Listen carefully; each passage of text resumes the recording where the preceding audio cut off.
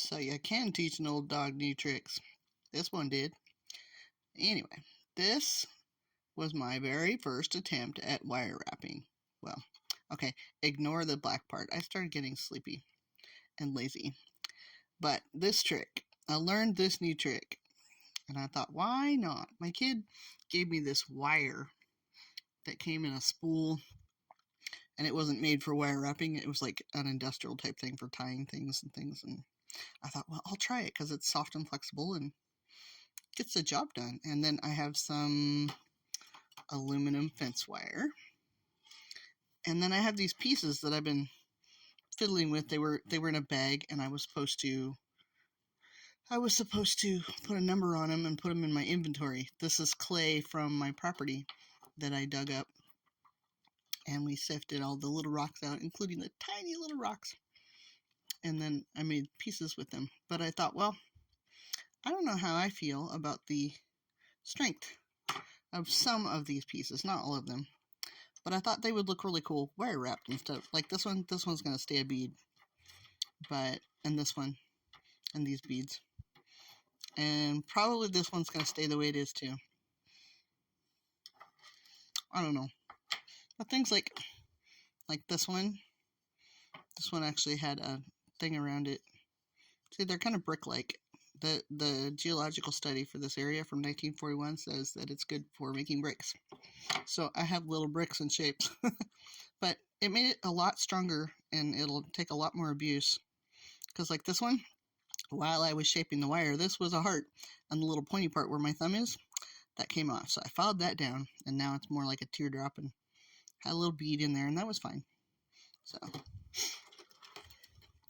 and then like this piece I want to wire wrap because I don't like that. That's going to be a problem, and I want to make this stronger. So when you start getting more details and thinner with this clay, it starts becoming a problem. So, but I'm working on it's just kind of cool. I don't know how to explain it. It's a little border to put around it. So I'll probably do like a basket weave on the back. It's going to have a lot of wire, and it's heavy. So, but I've been farting around my craft room. And this guy, the lid, I didn't like the lid.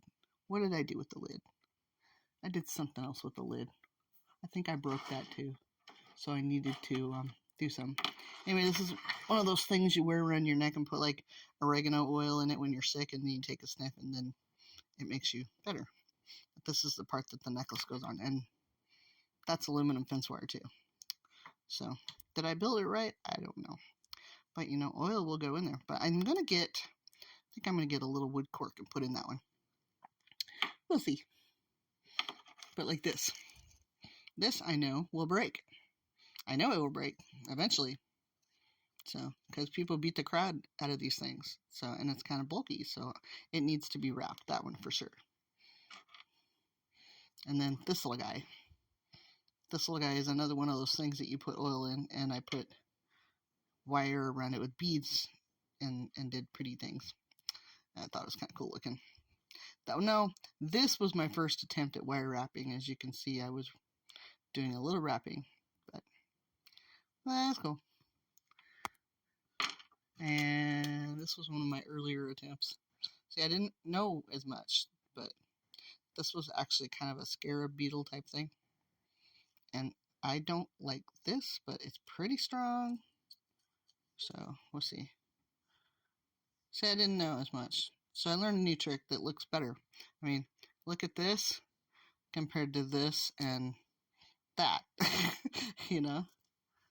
So, I'm definitely going to make a wire wrapper on this one. So, and then it'll be pretty strong. But these little infuser things, I'm going to leave it be, and I'm going to leave this as it is, because if I wire wrap around that, that's going to take away from what it looks like, you know. And I don't know about this one yet. I thought wire wrapping would be cool, so we'll see. And this one I just like it the way it is. It's kind of cool. We don't have to make the cross fancy. The cross is just a cross, you know. It is what it is. So, yeah. We'll see. Anyway, that's what I'm doing on my crafting and just farting around with wire and play it. But isn't that kind of cool looking? Oh, okay, it's not as cool looking as the lady that I learned it from. Come on, focus so it looks real. See, you can see my crookedness. So, but I'm getting better. So we'll see. I still have crookeds because I'm trying to keep the shape of my stuff. But yeah, makes my fingers dirty. But can you tell that it's brick pottery and not? So like this stuff is the stuff from the store. It's store bought, and I think it comes out of Texas. Totally different geological components, and it's much smoother. And then there's this stuff, which is from my house, and I actually have to mix mine mixed with the store-bought stuff for it to behave right, or it won't dry at a correct rate and it cracks.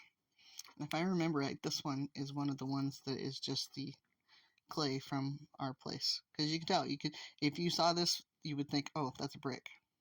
Yeah, fuzzy. There we go.